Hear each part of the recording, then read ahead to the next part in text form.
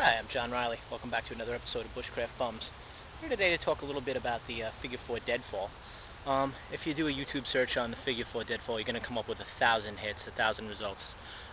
Everybody who has a survival site or a bushcraft type of site is going to show something, a trap using the Figure 4 mechanism. Any survival book, any survival course is going to have it in there because it's just a really prolific trap.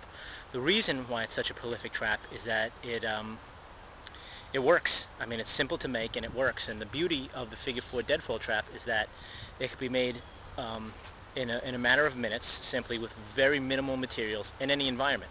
It's going to work anywhere with a small game. It's going to work in the plains of Africa, to the Alaskan tundra, any place where you have a small game animal, the Figure 4 is going to work.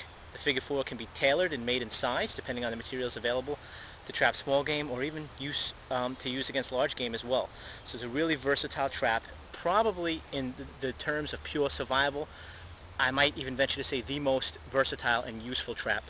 Probably, if you're really into this, one of the only two traps that you really need to know. I mean, we do a lot of traps just because it's fun. It's great practice, and it's great to practice your knife skills and such, but really there's only very few traps that are really essential when you're talking about putting meat on the plate in terms of survival.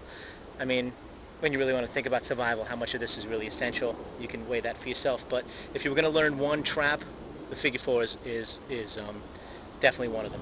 Personally, I'm kind of rambling now, but personally there's 4 traps that I really think are clutch, but the Figure 4 is going to take the cake. Alright, so I made a quick one here, just utilizing some materials I had readily available around me. Alright, so let's take a look at it. Alright, so here we have the basic Figure 4 mechanism.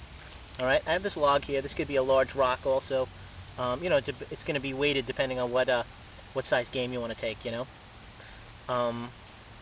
So, obviously, even for the smallest game, you'd want a heavier weight than this. I was just using what I readily had available here in my current surroundings.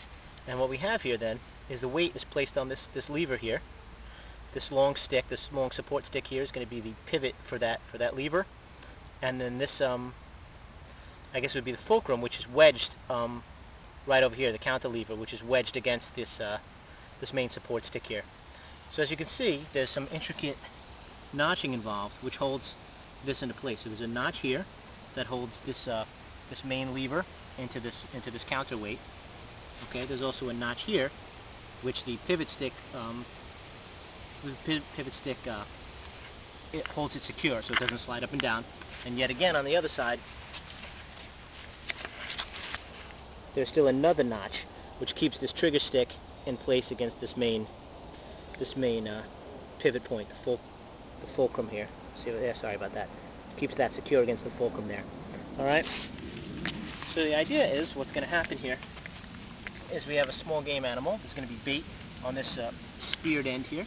The small game animal is going to come through and touch this bait stick, and the weight's going to fall down on them.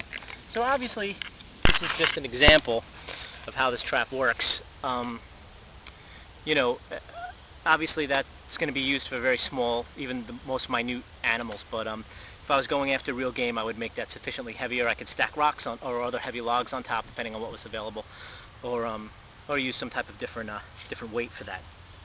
But for purposes of setting it up and just for showing off, that's fine. Figure 4 deadfall trap, very versatile, very effective game getter. As always, observe your local game laws. If you're going to try this for real, make sure that it's legal in your area. Take a trapping course.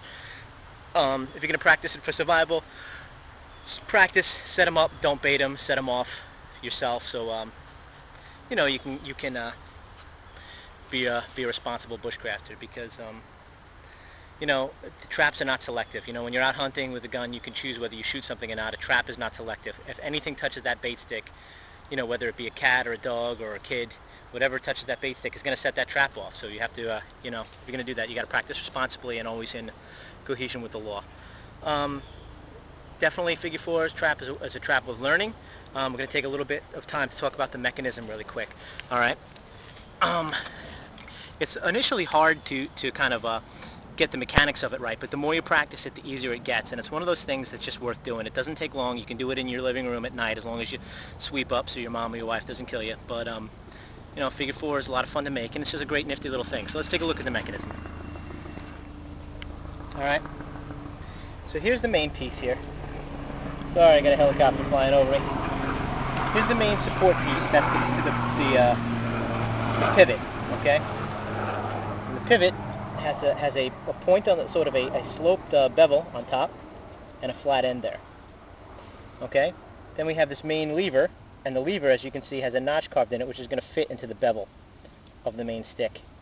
Let's see if I can keep this all supported. Sorry, I keep jostling the camera around. So the notch on the lever is going to fit into the bevel, like that. All right. The big weight is going to rest on top of that lever, and then lastly, this stick, is going to hold it all in place. Because what's going to happen is this weight is going to want to force this lever this way. All right, over this pivot point. So what we're going to do is lock the lever in to the notch, to this notch on this bait stick, and then the second notch on the bait stick right there is going to wedge onto the flat spot of the main support. So that's the basic mechanism of a figure 4. All right. All you really need to make this is a decent knife with a good edge and some wood, and you're good to go. But you know, it's really handy for use of this if you really want to make it nice. Is a multi-tool or a Swiss Army knife with a saw. Really just makes it easy to cut the wood down to size and make the right cuts. Not necessary, but it's nice, and it's always a good piece to have. Feel free to contact me if you have any questions or comments. Remember, it is a family-friendly site, so no swear words. All right. Thanks a lot, guys. Appreciate it. I'm John Riley. This is Bushcraft Bums. Thanks for watching.